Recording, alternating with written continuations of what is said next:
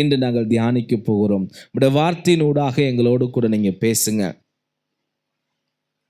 மனிதனுடைய சத்தத்தை அல்ல, தேவ சத்தத்தை கேட்க நம்ம இன்னும் உங்களுக்குள்ளாக பலப்பட்டு தொடர்ந்து முன்னேறி செல்ல ஆண்டவருக்கு சாட்சிகளாய் வாழ கர்த்தர் உதவி செய்யும். உங்கள் பிரசன்னம் எங்களோடு இருக்கட்டும்.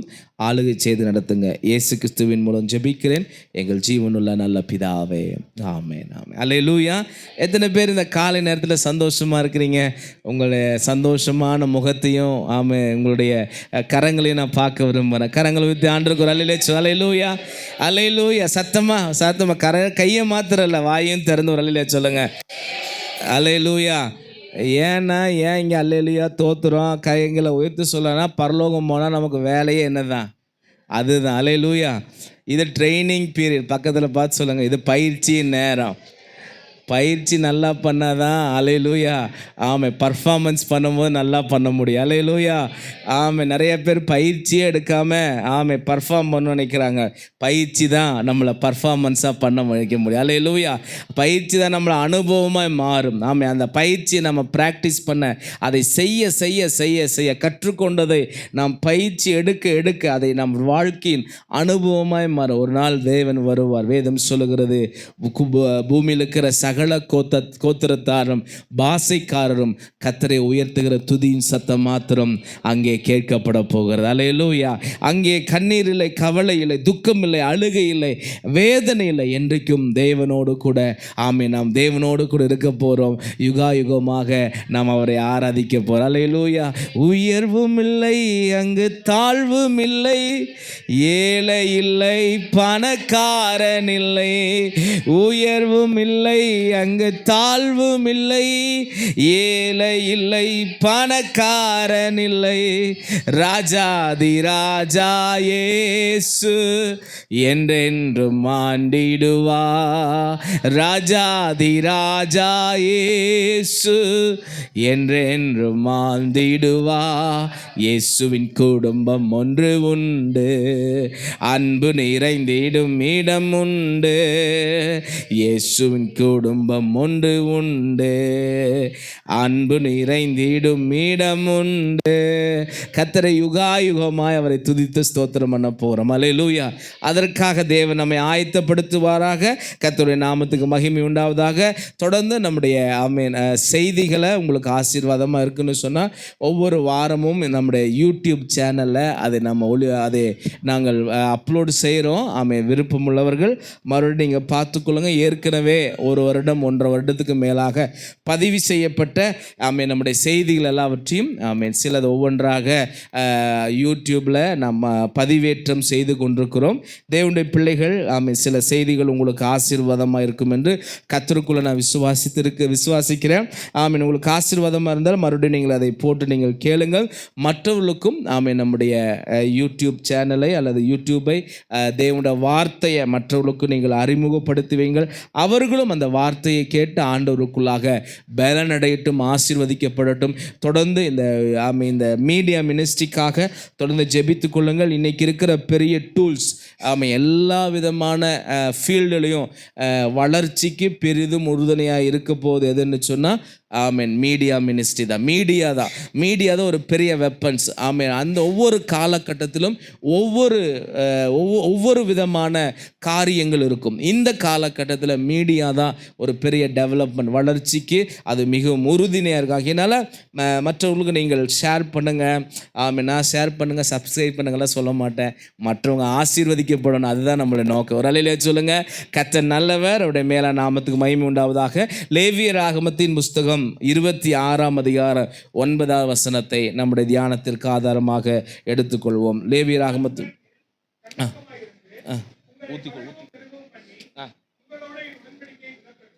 ஆமீன். ஆண்டுடைய வார்த்தை சொல்லுகிறது, த இயர் ஆஃப் எக்ஸ்பென்ஷனுடைய 8வது மாதத்துக்கு வந்திருக்கிறீங்க. விஸ்தாரத்தின் ஆண்டினுடைய 8வது மாதம் வந்திருக்கிற உங்கள் ஒவ்வொருவரையும் தேவன் அளவில்லாமல் ஆசீர்வதிப்பாராக. உன் கூடாரத்தின் இடத்தை விஸ்தாரமாக்கு, உன் வாசஸ்தலங்கள் திரைகள் விரிவாகட்டும், அவைகளை நீ தடை செய்யாத, ஏனென்றால் நீ வலது புறமும் இடது புறமும் இடம் கொண்டு பெருகுவாய் என்று சொன்ன வேத வார்த்தையின் பிரகாரமாய் ஆண்டவருடைய வார்த்தை சொல்லுகிறபடி இந்த விஸ்தாரத்தின் ஆண்டு ஆமீன். இந்த வருடம் அப்படியாக தேவன் நம்மோடு கூட தொடங்கினார். 7 மாதங்கள் 7 விதமான காரியங்களை கர்த்தர் நம்மோடு கூட பேசினார், நம்மை ஆசீர்வதித்தார். நிச்சயமாக ஒரு பெருக்கத்துக்குள்ளாக, ஒரு விஸ்தாரத்திற்குள்ளாக கர்த்தர் ஒரு ரெகோபோத்தை 7வது மாதத்தில் வாசித்தோம். நான் பழுகும்படி தேசத்தில் எனக்கு ஒரு இடம் உண்டாக்கினார் என்று சொல்லி அந்த ஸ்தலத்திற்கு ரெகோபோத் என்று பெயரிட்டார். ரெகோபோத் என்றால் பெருக்கம் பழுக்கம் என்று அர்த்தம். கர்த்தர் ஈசாக்குக்கு செய்தவர் உங்களுக்கும் எனக்கும் அவர் செய்வாராக. இந்த லேவியராகமத்தின் புஸ்தகம் 26ஆம் அதிகாரத்தினுடைய 9ஆம் வசனமும் இந்த மாதத்திலும், இந்த 8வது மாதத்தில் கர்த்தர் நமக்கு நினைவுபடுத்துகிற விரும்புகிற ஒரு வார்த்தை என்று சொன்னால், நான் உங்கள் மேல் கண்ணோக்கமாக இருக்க போகிறேன். ஐ am going to look and you. உங்களை நான் கவனித்து கொண்டிருக்க போகிறேன், உங்களை நான் வாட்ச் பண்ணி கொண்டிருக்க போகிறேன். உங்கள் மேல் என் கண்களை வைத்து நீங்கள் பழுகவும் பெருகும்படியான ஆசீர்வாதத்துக்குள்ளாக நான் நடத்த போகிறேன். ஒரு அல்லேலூயா சொல்லுங்களேன், ஒரு ஆமேன் சொல்லுங்க பார்க்குறான். எப்படி என்று சொன்னால், ஆமேன், ஒரு பெற்ற ஒரு தாய் தன் குழந்தையை எப்படி பேணி காப்பாலோ, எப்படி என்ன விதமான வளர்ச்சியை அல்லது பெருக்கத்தை அவர்கள் விரும்புவார்களோ, அதே போல அந்தந்த ஸ்டேஜுக்கு, அந்தந்த என்ன சொல்றது அந்தந்த மாதங்கள், அந்தந்த வருடத்துக்கு உண்டான டெவலப்மெண்ட் அல்லது வளர்ச்சியை ஒரு தாயும் தகப்பனும் தன்னுடைய பிள்ளையினிடத்தில் அவர்கள் எதிர்பார்ப்பார்கள். ஏனென்று சொன்னால், பிறந்த உடனே அது நல்லா என்ன சொல்றது மதர் ஃபீட் பண்ணணும். அது கொஞ்ச நாளுக்கு அப்புறம், இத்தனை மாதத்துக்கு அப்புறம் கண்டிப்பாக என்ன பண்ணணும், குப்புற விழுகணும். இல்லைன்னா என்ன சொல்கிறாங்க, இன்னும் என் பிள்ளை என்ன ஆகலை, குப்புறம் விழுகவே மாட்டேங்குது பாஸ்டர் அப்படிங்கிறோம். அப்புறம் கொஞ்ச நாள் கழிச்சோம், சில மாதங்களுக்கு அப்புறம் என்ன பண்ணோம்னா, அது அந்த தலை என்ன கழுத்து ஆடாமல் தலை நிற்கும். இப்படி ஒவ்வொரு ஸ்டேஜஸ்லையும் ஒவ்வொரு மாற்றங்கள் என்று சொல்லலாம், அல்லது ஒவ்வொரு வளர்ச்சி என்று சொல்லலாம். இந்த வளர்ச்சியை ஒரு தாய் தன் பிள்ளையிடத்தில் எதிர்பார்க்கிறார். அதே போல தான் நம்முடைய பரமபிதாவானவர் நம்ம பிறக்கும் போது கூட இருந்த நம்முடைய நிலையை பார்த்து அந்த நிலையை ஆண்டவர் மாற்றி போட்டு, அந்த நிலையிலிருந்து நம்மை ஒவ்வொரு காலகட்டத்திலும் ஒவ்வொரு வளர்ச்சியை நாம் பெற்றுக்கொள்ள வேண்டும், ஒவ்வொரு பெருக்கத்தை நாம் அடைய வேண்டும், ஒவ்வொரு ஆசீர்வாதத்தை பெற்றுக்கொள்ள வேண்டும், ஆசீர்வாதம் உடையவர்களாக மாற வேண்டும் என்பதை, இது மனுஷனுடைய விருப்பம் அல்ல, நம்முடைய தேவாதி தேவனுடைய விருப்பம். ஒரு அல்லேலூயா சொல்லுங்களேன், ஒரு அல்லேலூயா சொல்லுங்களேன். நாங்கள் ஆகையினால வேதம் சொல்லுகிறது, காலத்தை பார்த்தால் போதகராய் இருக்க வேண்டிய நீங்கள் இன்னும் பால் உண்ணத்தக்கதான குழந்தைகளுக்கு ஒப்பாகவே நீங்க இருக்கிறீங்களே, இன்னும் பலமான ஆகாரத்தை உங்களுக்கு கொடுக்க முடியலையே அப்படின்னு சொல்லி அப்போஸ்தலன் பவுல் சொல்லுதனுடைய பின்னணி என்னன்னு சொன்னா, இன்னும் நீங்க வளரலப்பா, இன்னும் நீங்க பெருக்கம் அடையலப்பா.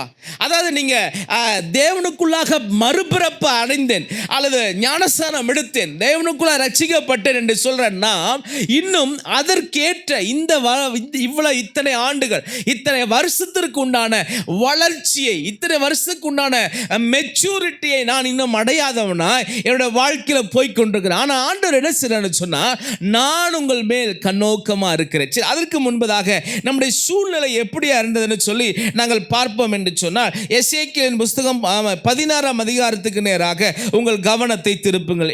எசேக்கியேலின் தீர்க்க தரிசனத்தின் புஸ்தகம் 16ஆம் அதிகாரத்துக்கு நேராக உங்களுடைய கவனத்தை நீங்கள் திருப்ப வேண்டுமா நான் கேட்கிறேன். 16ஆம் அதிகாரம், ஆமீன், 4வது வசனத்திலிருந்து ஒரு வாசிங்க. வர்த்தமானம், உன்னுடைய பிறப்பின் வர்த்தமானம் என்னவென்றால்,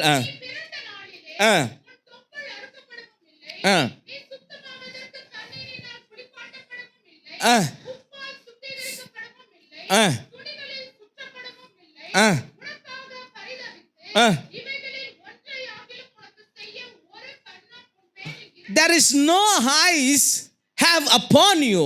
உன்னுடைய ஒரு கண்ணு முன்மேல் இரக்கமா இருந்தது. நான் சொல்றேன், மறுபடியும் உங்களுக்கு விளக்குறேன், தொடர்ந்து வாசிங்க சிஸ்டர். அருவருக்கப்பட்டதினால் வெளியில் எறிந்து விடப்பட்ட. 6ஆம் வசனம் வாசிங்க.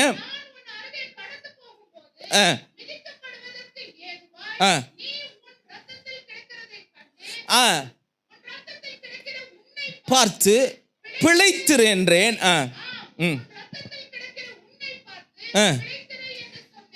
ஆமென். அநேக நேரத்தில் தேவ பிள்ளைகளுடைய நிலைகள் இப்படிதான். ஆண்டவர் எசேக்கியேல் மூலமாக தம்முடைய ஜனத்திற்கு ஆண்டவர் சொல்லும்போது சொல்லுகிறார், உன்னுடைய ஹிஸ்டரி ஆஃப் பர்த்தை குறித்து ஆண்டவர் சொல்றார். உன்னுடைய பிறப்பின் வர்த்தமானம் என்னவென்றால், நீ பிறந்த நாளிலே உன் தொப்புள் அறுக்கப்படவில்லை.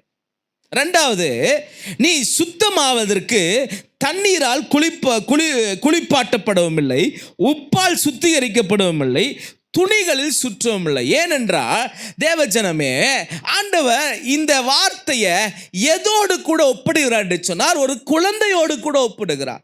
நம்முடைய வாழ்க்கையை அல்லது நம்முடைய என்ன சொல்றது, நாம் இருக்கிற நிலையை ஒரு பிறந்த குழந்தைக்கு உண்டான ஒரு அடையாளத்தோடு கூட ஆண்டவர் ஒப்பிடுகிறார். என்ன என்று சொன்னால், ஒரு பிறந்த குழந்தைக்கு இந்த 4 காரியங்கள் செய்ய வேண்டியது மிகவும் முக்கியமானது. என்ன என்று சொன்னால், பிறந்த உடனே அந்த அந்த குழந்தையினுடைய என்ன சொல்லணும், தொப்புள் கொடி என்ன பண்ணணும், அறுக்கப்படணும். அது அறுக்கப்பட்டோன்னா தான் மதருக்கும் அதுக்கும் கம்யூனிகேஷன் கட் ஆனோன்னு, அந்த பிரீத்திங் கட் ஆனோன்னு இது என்ன ஆக ஆரம்பிக்கிறது, பிரீத் எடுக்க ஆரம்பிக்கிறது, இது அழுக ஆரம்பிக்கிறது. இதுதான் அந்த ஃபர்ஸ்ட் அந்த கத்து. எதனால் என்று சொன்னால், அது ஃபர்ஸ்ட் டைமான அது என்ன பண்ணுது, பிரீத் பண்ண ஆரம்பிக்குது. அப்போ நீ உன்னோட பிறப்பின் வர்த்தமானம் என்ன என்று சொன்னால், உன்னுடைய தொப்புள் கொடி அறுக்கப்படவில்லை. அநேக நேரத்தில் அநேக சூழ்நிலைகள் நம்முடைய வாழ்க்கையில் நாமாய் நிற்பதற்கு, நாமாய் செயல்படுவதற்கு, நாமாய் உழைப்பதற்கு, நாமாய் ஜெபிப்பதற்கு, நாமாய் பிரயாசப்படுவதற்கு அநேக நேரத்தில் யாரும் நமக்கு உதவி செய்யவில்லை. தொப்புள் கொடி அறுக்கப்படவில்லை. த செப்பரேஷன் லைஃபை யாருமே பார்க்கல, அதை விரும்பல. இதுதான் இஸ்ராயல் மக்களுடைய நிலைமை அல்லது தேவ பிள்ளைகளுடைய நிலைமை. பிறந்த குழந்தைக்கு முதலாவது செய்ய வேண்டிய ஒரு ப்ரொசீஜர் என்ன சொன்னால், தொப்புள் கொடி அறுக்கப்பட வேண்டும். அது செல்ஃபா அது பிரீத் பண்ண ஆரம்பிக்க வேண்டும். அது தானாக இயங்க ஆரம்பிக்க வேண்டும். தேவ பிள்ளைகள் நம்முடைய வாழ்க்கையில we need to move. நாம் தானாக இயங்க வேண்டும், விசுவாசத்தில் வளர வேண்டும், ஆவிக்குரிய வாழ்க்கையில நாம் முன்னேற வேண்டும். ஸ்டார்டிங் பாயிண்ட்ல நமக்கு ட்ரபிள். ஒருத்தரும் உன்னை காணலப்பா, நீ அப்படிதான் இருந்தேன்னு ஆண்டவர் சொல்றார். உன்னை தொப்புள் கொடி அறுக்கப்படாமலும். 2வது வாசிங்களேன், நீ சுத்தமாவதற்கு தண்ணீரால் குளிர்பாட்டுவமில்ல. தொப்புள் கொடி அறுத்ததுக்கு அப்புறம் அடுத்தது என்ன செய்யணும் அந்த குழந்தைய? ஆமாம், 2 நர்ஸுங்க இருக்காங்க. ஒரு அம்மா எக்ஸ்பீரியன்ஸ் ஆன நர்ஸ் ஒருத்தர் இருக்காங்க. என்னம்மா, கரெக்டு தானே, ஆண்டோட வார்த்தை சொல்லுது.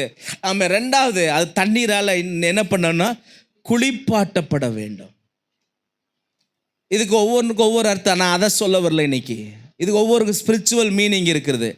தொப்புள் கொடி அறுக்கப்படுவது செப்பரேஷன் அடையாளமாய், பிரித்தெடுக்கப்பட்ட வாழ்க்கை அடையாளமாக இருக்கிறது.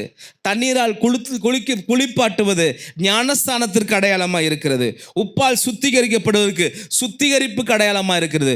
துணிகளால் இது படுவதற்கு ரட்சிப்புக்கு அடையாளமாக இருக்குது. அப்படி ஒவ்வொரு காரியத்தையும் நான் சொல்லிக்கொண்டே போகலாம். இதையெல்லாம் செய்வதற்கு உன் பேரில் ஒருத்தருமே நினைவா இல்லைப்பா, உன்னை கண்டுக்கலே இல்லைப்பா. இன்னொன்று சொல்ல போனா, நீ ஞாதியற்றவனா இருந்தா, உன்னை ஒருத்தர் நோக்கி பார்க்காத நிலைமையில் இருந்தா, உன்னை விசாரிப்பார் யாரும் இல்லாமல் இருந்தா, உன்னை தண்ணியில் குளிப்பாட்டவும் இல்லை. அடுத்ததாக உப்பால் சுத்திகரிக்கப்படும். உப்பு தண்ணியில் போடு, உப்பால் என்ன பண்ணலையா, சுத்திகரிக்கப்படலை. யாருமே உன்னை கண்டுக்கல. நீ பிறந்த போது பிறந்தவனமாகவே நீ இருந்தா. இதை செய்வதற்கு ஒரு முன்பேல் இரக்கமாக இருக்கவில்லை. துணிகளில் சுற்றப்படவில்லை. உன்னை ரேப் பண்ண ஒருத்தருமே இல்லை, உன்னை கிளாத் பண்ண ஒருத்தரும் இல்லாத ஒரு நிலையில் இருந்தா, யாரும் கண்டு கொள்ளாமல், மனிதரால் புறக்கணிக்கப்பட்டு, சமுதாயத்தால் புறக்கணிக்கப்பட்டு, குடும்பங்களால் புறக்கணிக்கப்பட்டு, பலவிதமான சூழ்நிலைகள் நிந்தனைகளால் ஒதுக்கப்பட்ட வண்ணமாய் இருந்தா. இதுதான் அநேக தேவ பிள்ளைகளுடைய நிலை. ஆனால் கீழே வசனங்களை வாசிக்கும் போது, உனக்காக பரிதபித்து இவைகளில் ஒன்றையாகிலும் உனக்கு செய்ய ஒரு கண்ணு என்ன பண்ணலையா, ஒருத்தருமே இரக்கம் பாராட்ட இல்லை. இந்த காரியங்கள்லாம் உனக்கா யாரா செய்யணுங்கிற மனசு கூட இல்லை. ஆனா ஆண்டவர் சொல்றா இருப்பாங்க, இவைகள் ஒன்றாகிலும் உனக்கு செய்ய ஒரு கண்ணும் உன் பேரில் இரக்கமாய் இருந்ததும் இல்லை. நீ பிறந்த நாளில் நீ அருவருக்கப்பட்டதினால் வெளியில் தூக்கி எறியப்பட்டா. அடுத்த வசனம் வாசிக்கும் போது, நான் உன் அருகே கடந்து போகும்போது நீ எப்படி தெரியுமா இருந்த? மிதிக்கப்படுவது. அநேக நேரத்தில் இந்த உலகத்தால் சூழல் நம்ம ஆண்டவரை எப்போ தெரியுங்களா கண்டு கொண்டோம், ஆண்டவரை எப்போ தெரியுங்களா அறிந்து கொண்டோம்? இதெல்லாம் யாருமே செய்யாத போது நாம் மிதிக்கப்படுவதற்கு ஏதுவாக இருந்தோமா? நாம் மிதிக்கப்படுவதற்கு ஏதுவாக இருந்தோம். அப்படின்னா ஒருத்தர் கண்ணும் நம்ம மேலே படலை. மதிப்பில்லாதவர்களாக இருந்தோம், கனவீனப்படுத்தப்பட்டவர்களாக இருந்தோம், ஒதுக்கப்பட்டிருந்தோம், புறக்கணிக்கப்பட்டிருந்த மனுஷர்களால், சூழ்நிலைகளால், நாம் என்ன சொல்ல பலவிதமான காரியங்களால், நம்முடைய ஸ்டேட்டஸ்னால நாம் என்ன பண்ணப்பட்டோம் என்றால் புறக்கணிக்கப்பட்டவர்களாக இருந்தோம். Once upon a time. But என்ன நடந்தது என்று சொன்னால் தேவன் சொல்றார் பாருங்க, நான் உன் அருகே கடந்து போகும்போது மிதிக்கப்படுவதற்கு ஏதுவா நீ இரத்தத்தில் கிடக்கிறதை நான் கண்டேன். அங்க லூக்கா எழுதின சுவிசேஷ புஸ்தகத்தில் வாசிக்க வேண்டாம், அந்த சம்பவத்தை நினைவுபடுத்திக் கொள்ளுங்க. ஒரு மனுஷன் எரிகோவிலேருந்து எருசலேம்லேருந்து எரிகோவுக்கு போகிறான். போகும்போது கல்லர் கையில் அவன் அகப்பட்டு அவனை குட்டுருகிறாய், அவனை அடித்து உதச்சி ரத்தத்தோடு கூட விட்டுட்டு போயிடுறாங்க.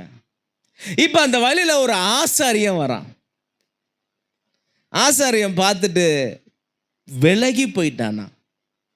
அடுத்தது லேவியன் ஒருத்தன் வருகிறான், அவன் பக்க வழியா போயிட்டானா.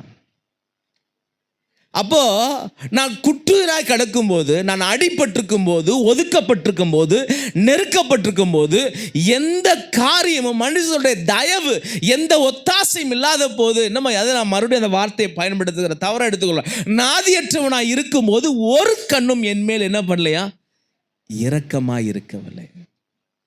No eyes have seen me. எந்த கண்ணும் என் மேல பார்க்கவில்லை, என் மேல் இரக்கமாய் இருக்கவில்லை. ஆனால் ஆண்டவர் சொல்றா, நான் உன்னை கண்டு, I have seen. அதனால தான் பக்தன் பாடுகிறார், உம்மழகான கண்கள் என்னை கண்டதாலே முடிந்ததென்று நினைத்த நான் உயிர் வாழ்கின்றே.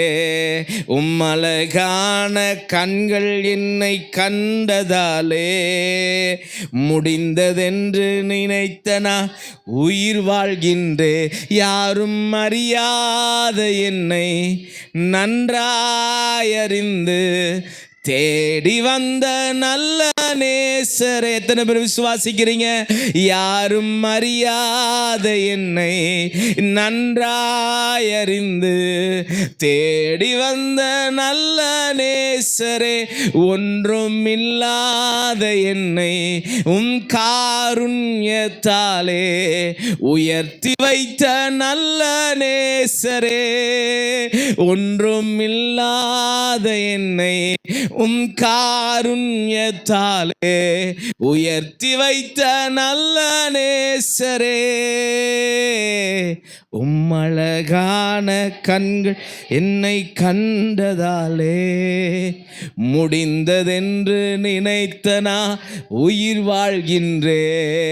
உம்மழகான கண்கள் என்னை கண்டதாலே முடிந்ததென்று. அநேக சூழ்நிலைகளில் நான் எப்படியா இருந்தேன் என்று சொன்னால், முடிந்து போயிற்று என்று நினைத்தேன். என் மேல் இரக்கமாக இருக்க ஒரு மனிதனும் இல்லை. நான் புறக்கணிக்க போகும்போது என்னை நினைக்க ஒரு மனிதன் இல்லை. நான் மிதிக்கப்படுவதற்கு எதுவாக இருக்கும்போது ஒரு மனுஷனும் என்னை விசாரிக்கவில்லை. நான் எல்லாராலும் ஒதுக்கப்பட்டிருக்கும் போது யாரும் என்னை தேடி வரவில்லை. ஆனால் உம்முடைய அழகான கண்கள் என்னை கண்டது. நான் மிதிக்கப்படுவதற்கு எதுவாக இருந்த என்ன, ரத்தத்தில் கிடக்கிற என்னை பார்த்து, ரத்தத்தில் கிடக்கும்போது எல்லாரும் பயந்து விலகி ஓடி போனார்கள். ஆனால் நல்ல சமாரியனாக நீர் என்னை தேடி வந்தீர். அல்லேலூயா. நல்ல சமாரியனாக இயேசு என்னை தேடி வந்து, நான் பாவம் செய்யும் பொழுது, மற்றவர்களால் அவன் ஒதுக்கப்படும் பொழுது நான் ஒடுங்கி கூனி குறுகப்பட்ட வாழ்க்கையில் வாழ்ந்து கொண்டிருந்தேன். இந்த நிலையில தான் இயேசு என்னை தேடி வந்தார். அல்லேலூயா. ஒரு அல்லேலூயா சொல்லுவீங்களா? ஒரு அல்லேலூயா சொல்லுவீங்களா? அல்லேலூயா. அப்போ ரத்தத்தில் கிடக்கிற உன்னை கண்டு, ரத்தத்தில் கிடக்கிற உன்னை பார்த்து, நான் உன்னை பார்த்த, உன்னை கண்டேன்ப்பா, நான் உன்னை நோக்கி பார்த்தேன், உன்னை நான் என்னோட ஐஸ் மேலே தெளித்தினேன், உன்னை பார்த்தது மாத்திரல்ல, இதை எல்லாவற்றையும் நான் உனக்கு செய்து நீ பிழைத்திரு என்று நான் சொன்னேன். அல்லேலூயா. இப்படிப்பட்டவளாக இருந்த நம்மை தான் தேவன் அழைத்து இன்றைக்கு அவருடைய சமூகத்தில் வைத்திருக்கிறார், அவருடைய பிரசன்னத்தில் வைத்திருக்கிறார். அப்போ இந்த ஆண்டவர் தான் நம்ம அவருக்குள்ள வருவதற்கு முன்பதாகவே நம்முடைய நிலை இதுதான் இருந்தது. அவர் நம்மை கண்டார், பார்த்தார், நம்மை அழைத்தார், தெரிந்து கொண்டார், அபிஷேகித்தார், ரட்சித்தார், இன்றைக்கு அவருடைய சமூகத்தில் வைத்திருக்கிறார். இந்த 8வது மாத்திர கர்த்தர் சொல்லும் போது சொல்றார், நான் உங்கள் மேல் கண்ணோக்கமாயிருந்து நீ எனக்குள்ளாக வருவதற்கு, நீ ரட்சிக்கப்படுவதற்கு மாத்திரம் உனக்கு காணலப்பா. நீ என்னை தெரிந்து கொண்டால் போதும், என்னை அறிந்து கொண்டால் போதுங்கிற அந்த நிலையில மாத்திரம் உன்னை நான் பார்க்கல, உன்னை நான் தெரிந்து கொள்ள. நீ உன் வாழ்க்கையில் நான் உனக்கென்று வைத்திருக்கிற ஆசீர்வாதங்களை உன் ஜீவியத்தில் நீ பெற்றுக்கொள்ளுகிற நாட்கள் வரைக்கும், அது உன்னோட வாழ்க்கையில் வந்து சேருகிற வரைக்கும் என் கண் உன்மேல் நோக்கமாக இருக்கும். அல்லேலூயா. இந்த காலை நேரத்தில் கர்த்தர் ப்ராஃபட்டிக்கா தீர்க்க தரிசனமாய் பேசுகிறார். பல மனிதர்கள் பல சூழ்நிலையில் யாரும் எங்களை கண்டு கொள்ளாமல் இருந்தாலும் பரவாயில்ல, யாரும் எங்களை நினைக்காமல் இருந்தாலும் பரவாயில்ல, யாரும் எங்களை நோக்கி பார்க்காமல் இருந்தாலும் பரவாயில்ல, என் தேவன் என்னை நினைத்திருக்கிறார். தேவன் என் மேல் கண்ணோக்கமாக இருக்கிறார். எதற்கு கண்ணோக்கமாக இருக்கிறார் தெரியுமா? நான் பழுகி பெருகும்படிக்காக. ஒரு அல்லேலூயா சொல்லுங்க பார்க்கலாம். நான் விருத்தி அடைவதற்காக. அல்லேலூயா. ரத்தத்தில் கிடக்கும் போது எப்படி என்னை கண்டாரோ அதே ஸ்டேட்டஸ்ல என்னை பார்த்துட்டு எனக்கு உதவி செய்துட்டு என்னை விட்டு போற தேவன் அல்ல. நான் அவருடைய ஆசீர்வாதங்களை என் வாழ்க்கையில பெற்று தீருகிற வரைக்கும் அவருடைய கண்கள் என் மேல் நோக்கமாக இருந்து கொண்டே இருக்கிறது. அல்லேலூயா. there are stages. ஆமென். நான் பெருகுவதற்காக, நான் வளருவதற்காக, இன்னும் மல்டிப்ளை ஆவதற்காக, இன்னும் விஸ்தாரம் ஆவதற்காக எனக்கு தேவை. எப்படி ஒரு தாய் தன் பிள்ளைக்கு அந்த பிள்ளை வளருவதற்கும் அது பெருகுவதற்கும் அதனுடைய வளர்ச்சியை பார்த்து மகிழத்தக்கதா என்னென்ன தேவையா கொடுக்கிறாளோ அதே போல தான் பரம தகப்பன் நீங்களும் நானும் வளருவதற்கும் பெருக்குவதற்கு வேண்டியதான நல்ல போஷாக்கு, எல்லாம் சொல்லுங்க, நல்ல போஷாக்கு. அல்லேலூயா. நல்ல குறையில்லாத ஆகாரத்தை, குறையில்லாத ஃபுட்டை, குறையில்லாத காரியத்தை எனக்கு தந்து என்னை அவர் பெருக பண்ணுகிற தேவனா இருக்கு. எத்தனை பேர் விசுவாசிக்கிறீங்க? I am going to increase. எல்லாம் சொல்லுங்க, நான் பெருக போகிறேன். அல்லேலூயா. நான் வளர போகிறேன். எல்லாம் அறிக்கை செய்ய, நான் பெருக போகிறேன், நான் வளர போகிறேன், நான் விஸ்தாரமாக போகிறேன். அது வரைக்கும் தேவனுடைய கண்கள் என் மேல் நோக்கமா இருக்க போகிறது. கரங்களை தட்டி அப்பாவை மகிமைப்படுத்துங்க பார்க்கலாம். அவருடைய கண்கள் என் மேல் நோக்கமா இருக்க போகிறது. ஹல்லேலூயா. ஆமென். ஆமென். சங்கீதங்களின் புஸ்தகம் 80ஆம் சங்கீதத்தில் ஒரு அழகான ஒரு வார்த்தை இருக்குது, நீங்க படிங்களேன். ஆமென். இப்படி நம்மளை அழைத்து கொண்டு வந்து ஆண்டவர் நம்மளை பார்த்தாரு. என்ன நடக்குதுன்னு சொன்னா வாசிக்கலாமா? ஆமென். ஹல்லேலூயா. ஹல்லேலூயா. ஆமென். வாசிங்களேன். 80ஆம் சங்கீதத்துக்கு நேரம் திருப்புங்க. 80ஆம் சங்கீதத்துக்கு நேரம் திருப்பி ஆமாம் 8வது வசனத்தை வாசிங்களேன். 8வது வசனத்தை வாசி.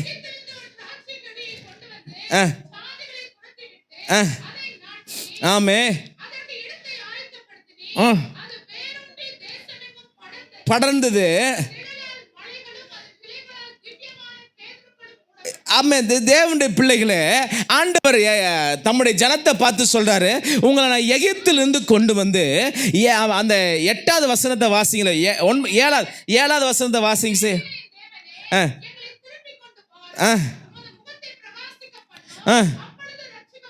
அப்பொழுது ரட்சிக்கப்படுவோம், உமது முகத்தை எங்கள் மேல் பிரகாசிக்க பண்ணும். நீர் எங்களை பாரும் ஆண்டவரே, நீர் எங்களை கண்ணோக்கி பாரும் ஆண்டவரே. தாவீது ஜெபிக்கிறான். என்ன ஜெபிக்கிறான்னு சொன்னா, இஸ்ரவேலை எகிப்திலிருந்து கொண்டு வந்த கர்த்தாவே, நீங்க என்ன பண்ணுங்கன்னா உங்கள முகத்தை எங்க மேல பிரகாசிக்க பண்ணுங்க, உங்க முகத்தை எங்க மேல வச்சிருங்க. நீங்க அப்படி இந்த முகத்தை எங்க மேல நீங்க வச்சீங்கன்னா ஒரு சம்பவம் நடக்கும். என்னன்னா, நீர் எகிப்திலிருந்து ஒரு திராட்சை கொடியை கொண்டு வந்து ஜாதிகளை துரத்தி விட்டு அதை நாட்டினீர், அதற்கு ஒரு இடத்தை ஆயத்தப்படுத்தினீர், அது வேரூன்றி தேசம் எங்கும் படர்ந்தது. அப்போ ஆண்டவர் எங்களை கண்ணோக்கும் போது என்ன சம்பவம் நடக்கும் பிரதர்? ஆண்டவர் எங்களை நோக்கி பார்க்கும் போது என்ன நடக்கும்னு சொன்னா, அவருடைய கண்கள் எப்பொழுது ஆமென். இன்னொரு இடத்துல ஒரு வார்த்தை இருக்குது, தேவரி இந்த திராட்சை செடியை விசாரித்தரலும். அல்லேலூயா. ஆமே, ஆண்டவர் சொல்றாரு. ஆமே, ஆண்டவர் தன்னுடைய ஜனத்துக்கு சொல்லும்போது சொல்றாரு, தாவீது ஆண்டவரை பார்த்து சொல்றார், தேவரே நீர் எகிப்திலிருந்து கொண்டு வந்தீர்களவா, அந்த திராட்சை செடியை நீங்க என்ன பண்ணுறங்க, நினைத்து பாருங்க, விசாரிங்க. ஏன்னா இந்த பார்த்தீங்கன்னா போதும் ஆண்டவரை, இது ஆட்டோமேட்டிக்கா என்ன ஆக ஆரம்பிச்சிரும்னா விஸ்தாரம் அடைய ஆரம்பிச்சிடும். அல்லேலூயா. அப்போ தேவனுடைய கண் எங்கள் மேல் நோக்கமா இருக்கணும். நம்முடைய ஆண்டவர் காண்கிற ஆண்டவர். அல்லேலூயா சொல்லுங்களேன். ஆகாரின் கண்ணீரை கண்ட ஆண்டவர். அல்லேலூயா. உங்களுடைய கண்ணீரையும் என்னுடைய கண்ணீரையும் அவர் காண்கிறவராக இருக்கிறார். இங்கே வாசிக்கிறோம், தேவரே வாசிங்களேன். ஆமென் ஆமென். நீர் எகிப்திலிருந்து ஒரு திராட்சை செடியை கொண்டு வந்து அதை ஜாதிகளை துரத்தி விட்டு அதை நாட்டினீர், அதற்கு இடத்தை நீர் ஆயத்தப்படுத்தினீர், அது வேரூன்றி தேசம் எங்கும். அப்படியே கீழே வாங்கலை, அப்படியே கீழே வரும்போது 14 வசனத்தை வாசிங்க. 14. சேனைகளின் தேவனே திரும்பி வாரும், வானத்திலிருந்து கண்ணோக்கி பார்த்து ஒரு அல்லேலூயா சொல்லுங்களேன். இந்த திராட்சை செடி ஏன்பா வளரல, இது ஏன்பா கனி கொடுக்கல, இதுக்கு என்ன ப்ராப்ளம், இதுக்கு என்ன நடந்தது, இந்த திராட்சை செடி நான் அழகா வச்சேனே, ரத்தத்தில் கிடக்கிற அதை நான் குளிப்பாட்டினேனே, அதுக்கு தேவையான எல்லாத்தையும் செய்து சபை என்னும் திராட்சை செடியில் தோட்டத்தில் கொண்டு வந்து வச்சேனே, இன்னைக்கு இந்த திராட்சை செடி, இந்த திராட்சை செடி மாத்திரம் வளராமல் இருக்குது, இது இன்னும் கனி கொடுக்காமல் இருக்குது, இது இன்னும் வேரூன்றாமல் இருக்குது.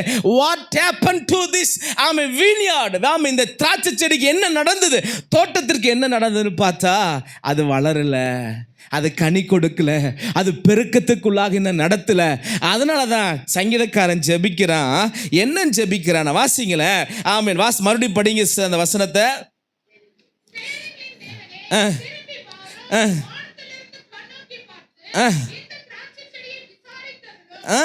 இந்த திராட்சை செடி அல்லது இந்த மனிதன் நீங்களும் நானும் வளர முடியாமல் போன சில காரியங்கள் என்ன என்பதை இதே சங்கீதத்தில் சங்கீதக்காரன் சொல்லுகிறத பார்க்கலாம். ஏன்னா இந்த திராட்சை செடியை நீங்க விசாரிங்க ஆண்டவரே, இதற்கு நீங்க ஒரு இடத்தை ஆயத்தம் பண்ணினீங்க, அது வேறொன்றி தேசம் எங்கு படர்ந்துச்சுலவா, இதுதான் இந்த திராட்சை செடியின் மேல ஒரு விசேஷ நோக்கம். உங்க மேல என் மேல கர்த்தருடைய நோக்க திட்டம்னா நீங்க வளரணும், பெருகணும், அவருடைய நாமத்துக்கு சாட்சியாக நீங்க இருக்கணும். அதனால தான் ஆண்டவர் சொன்னாங்க, புறப்பட்டு போய் உலகம் எங்கும் புறப்பட்டு போய் சகல ஜாதியும் சீசராகுங்கள். பரிசுத்த ஆவியானவர் வரும்போது எருசலேமிலும் யூதேயாவிலும் சமாரியாவிலும் பூமியின் கடைசி பரிந்து எனக்கு நீங்கள் என்னவாருங்க, சாட்சிகளா. அப்போ இது பெருக்கம் அப்படின்னு. ஆனா பெருகாம இந்த திராட்சை செடி என்ன ஆச்சுன்னு சொன்னா இது விசாரிப்பட்டதா இருக்குது. இன்னைக்கு வளராம கனி கொடுக்காம ஆசீர்வாதம் இல்லாமல் இருக்கிறதுக்கு என்ன காரணம் என்று சொன்னா வாசிங்களேன். 12ஆம் வசனத்தை வாசிங்களேன். 12ஆம் வசனத்தை 80.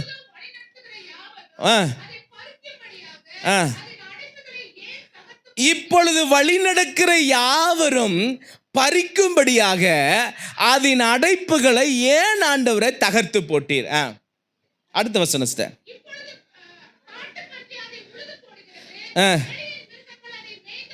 ஒரு அல்லேலூயா சொல்லுங்களேன்.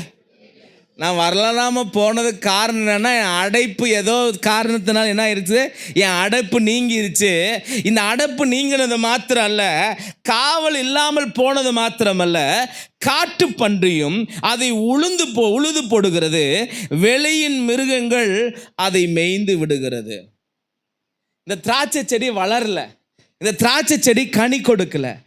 நல்லா தான் என்னை ஆண்டவர் என்னை எகிப்திலிருந்து கூட்டிகிட்டு வந்து என்னை வைத்து எனக்கு வேண்டிய சகல ஆசீர்வாதத்தையும் நன்மையும் செய்து என்னை வளர்த்தாரு, எனக்கு வேண்டிய காரியங்களை எனக்கு செய்தார். ஆனால் இந்த திராட்சை செடி வளராமல் போனதுக்கு காரணம் என்னென்னா அதை அடைப்பை ஏன் ஆண்டவரை பிடுங்கி போட்டேன். வெளியின் மிருகங்கள் வந்து அதை மேய்ந்து போடுகிறது, காட்டு பன்றிகள் இது வளராதபடிக்கு இது உழுது போடுகிறது. ஏன் வளரல? காட்டு பன்றிகள் அதை உளுந்து மேய்து விடுகிறது, வெளியின் மிருகங்கள் இதை தீட்டுப்படுகிறது, வளர விடாமல். இன்னும் கொஞ்சம் சற்று கீழே உள்ள போய் பார்ப்போம் என்று சொன்னால் இந்த திராட்சை செடி வளராமல் இருப்பதற்கு உண்டான காரணத்தை உன்னத பாட்டின் புஸ்தகத்தில் சூலமித்தியா சொல்கிற ஒரு வார்த்தையை பாருங்களேன், இன்னும் ரொம்ப அழகாக இருக்கும். அந்த வார்த்தையை நாங்கள் வாசிக்க போகிறோம். எடுத்துக்கொள்வோமே உன்னத பாட்டின் புஸ்தகம் 2ஆம் அதிகாரம் 15ஆம் வசனத்தை வாசிங்களேன். திராட்சை தோட்டங்களை கெடுக்கிற குழிநரிகளையும் சிறுநரிகளையும் நமக்காக பிடியுங்கள், ஒரு அல்லேலூயா சொல்லுங்களேன். அல்லேலூயா. இந்த வசனம் எல்லாம் சேர்ந்து படிப்போமா? திராட்சை தோட்டங்களை கெடுக்கிற குழிநரிகளையும் சிறுநரிகளையும் பிடியுங்கள், நம்முடைய திராட்சை தோட்டங்கள் பூவும் பஞ்சுமா இருக்கிறது. நான் வளராமல் போனதற்கு 2 காரணம். ஒன்று குழிநரி, இன்னொன்று சிறுநரி. குழிநரி உள்ளேயே இருந்து குழி பறிக்கிறது, சிறுநரி வெளியிருந்து அட்டாக் பண்ணுறது. எத்தனை பேர் என்னோடு கூட இருக்கிறீங்க? அல்லேலூயா சொல்லுங்களேன். இதை நம்ம சபைக்கு அடையாளமாக பேசுகிறாங்க, சபைக்கு அடையாளமாக. ஆனால் நான் இன்றைக்கி சபைக்கு அடையாளமாக பேசவில்லை. சபைக்கு அடையாளமாக ஒன்று சிறுநரி, சபையை திராட்சை தோட்டமாகிய சபையை கெடுக்குது. ஒன்று சிறுநரி, உள்ளிருந்தே வருகிற ஒரு அட்டாக். 2வது வெளியிருந்து வருகிற சிறுநரி. சரி, இது எப்படி இண்டிவிஜுவல் லைஃப்பில், தனிப்பட்ட வாழ்க்கையில் எப்படி இந்த குழிநரி சிறுநரி வேலை செய்யுதுன்னு பார்த்தோம்னா, ஒன்று நமக்குள்ளாக இருக்கிற பாவங்கள், சாபங்கள் நாம் வளராதபடிக்கு நம்முடைய வளர்ச்சியை அது கெடுத்து சிதைத்து கொண்டிருக்கிறது. ஒன்று. 2வது குழி சிறுநரிகள். இது என்னன்னா வெளியிருந்து வர அட்டாக்ஸ், பிசாசின் அட்டாக்ஸ், மனுஷனுடைய வன்கண்கள், பொறாமைகள், தந்திரங்கள் அல்லது வேண்டாத காரியங்கள். அப்போ ஒரு தேவ பிள்ளையுடைய வாழ்க்கையை வளராதபடி, அது கனி கொடுக்காதபடி, அது பெருகாதபடிக்கு சிதைக்கிற there are 2 things. 2 காரியம். ஒன்று குழிநரிகள், இன்னொன்று சிறுநரி. என்னோட கூட சொல்லுங்க, நான் வளராதபடிக்கு, நான் பெருகாதபடிக்கு, நான் விஸ்தாரமாகாதபடிக்கு 2 காரியம். ஒன்று குழிநரி, 2வது சிறுநரி. ஒன்று எனக்குள்ளா இருக்கிற என்னுடைய பாவங்கள். என்ன சொல்லுங்க? எனக்குள்ளாது இருக்கிற என்னுடைய பாவங்கள். என்னென்னா, நானே என்னை குழி தோண்டி போச்சுற மாதிரி இருக்குதுன்னு சொல்லுவோம். எதுனா, நானே யானை தன் தலையில் என்ன மாதிரி போட்டுச்சா, மண்ணவாரி போட்ட மாதிரி ஏன் ஆசீர்வாதத்துக்கு சில நேரத்தில் வெளியிருந்து வர அட்டாக்ஸ் காரணம் இல்லை. சில ஆசீர்வாதங்கள், நன்மைகள், பெருக்கங்கள், விஸ்தாரத்துக்கு வெளியிருந்து வருகிற காரியங்கள் பிரச்சனை இல்லை, உள்ள இருக்கிற என்னுடைய பாவங்கள். அல்லேலூயா. வேதம் சொல்லுகிறது, நம்மை நாமே பாவம் இல்லை என்று சொல்வோமாகில் நாம் எப்படியா இருக்கிறோமா, வஞ்சிக்கிறவளாக இருப்போம். we are deceiving ourselves that we are not sin. நாங்கள் பாவமே செய்யல அப்படின்னு சொல்லும் என்றால், எங்களுக்குள்ள பாவமே இல்லைன்னு சொன்னா நான் வஞ்சிக்கிறவனா இருப்பேன். இது ஒரு குழிநரி. அல்லேலூயா. இந்த குழிநரி எங்களுக்குள்ள இருக்கிற சில காரியங்கள், வளர்ச்சிக்கு எதிராக இருக்கிற தடைகளை அனலைஸ் பண்ணவே விடாது. உள்ள குழிநரி குழி தோண்டிட்டே இருக்கும். பாவம் என்னும் குழிநரி, சாபம் என்னும் குழிநரி, ஜென்ம சுவாபங்கள், பரம்பரை தொடர்ந்து வருகிற பாவ சாபங்கள், இதை ஆசீர்வாதத்தை வளர விடாமல் அது தடை செய்து கொண்டே இருக்கும்.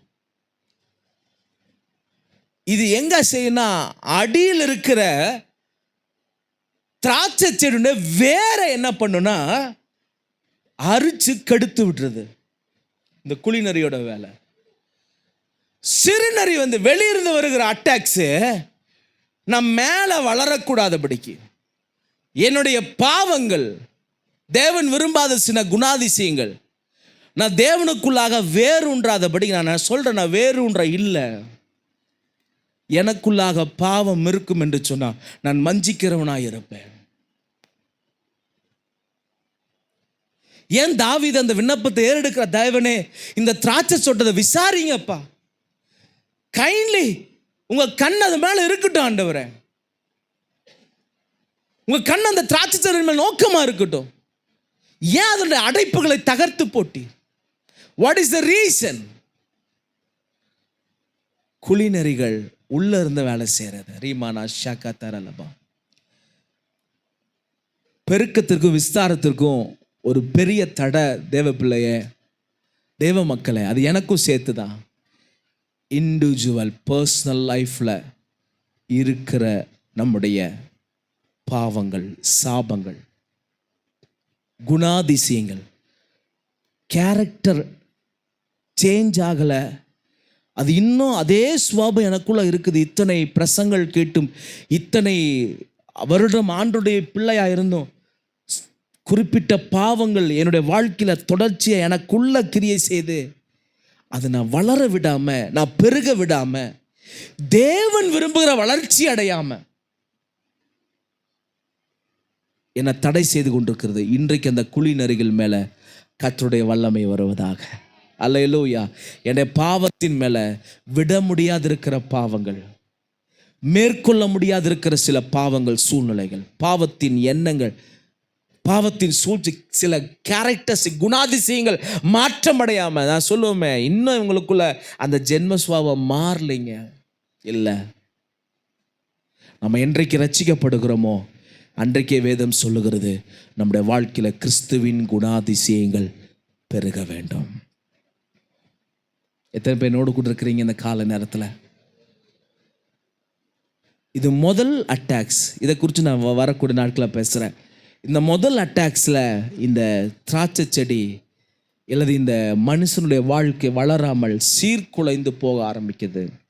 ரெண்டாவது, சிறு நரிகள், அதாவது வெளியிருந்து வருகிற அட்டாக்ஸ். ஒரு அட்டாக்ஸ் இன்சைட், ஒரு attacks out side. The both attacks, இந்த ரெண்டு விதமான தாக்குதலும் இந்த செடி வளர விடாமல், நான் வளர விடாமல், என் வாழ்க்கை ஆசீர்வதிக்கப்படாமல், என் வாழ்க்கை செழிக்காமல், பெருகாமல், விஸ்தாரமடையாமல் நான் என்ன செய்து விடுகிறேன் என்று சொன்னால் குன்றி போகிறேன். அது எனக்கு தடையாக இருக்கிறது பெருக்கத்திற்கு. இது என்னன்னு இந்த மாதத்தில் இந்த வாரத்தில் கண்டுபிடித்த ஆண்டவரே, எனக்குள்ளாக நான் வளராதபடிக்கு என் பர்சனல் காரியங்கள்,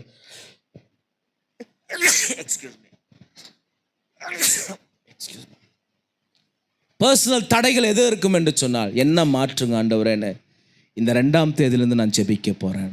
அதுக்கப்புறம் ரெண்டாவது, வெளியிருந்து வருகிற சில அட்டாக்ஸ், பிசாசின் கிரிகள், போராட்டங்கள் அல்லது வன்கண்கள், பொறாமைகள், பிள்ளிச்சூனிகள், மந்திர தந்திரங்கள், செய்வினைகள், இது வெளியிருந்து வருகிற தாக்குதல். இது எதாவது இருக்கும் என்று சொன்னால் அதற்கும் நாம் ஜெபித்து விடுதலை நாம் பெற்றுக்கொள்ள போகிறோம். ஏனென்றால் நம்முடைய திராட்சை தோட்டங்கள் பூவும் பிஞ்சுமாக இருக்குது. இப்போ தான் வளர்றதுக்கு ஆயத்தமாக இருக்குது, இப்போ தான் கனி கொடுக்கறதுக்கு ஆயத்தமாக இருக்குது. அதுக்குள்ளே இந்த 2 தாக்குதல் அந்த திராட்சை செடிக்கு வரும்போது, உங்கள் வாழ்க்கையில் வரும்போது இந்த வாழ்க்கை என்ன ஆகுதுன்னு சொன்னால் சீர்குலைந்து போகிறது. இப்போது 80ஆம் சங்கீதத்துக்கு வருங்க. இப்போது 80ஆம் சங்கீதத்துக்கு வாங்க. வாசிங்க சிஸ்டர், அந்த 14ஆம் வசனத்தை வாசிங்க. திரும்பி வார ஆண்டவரை.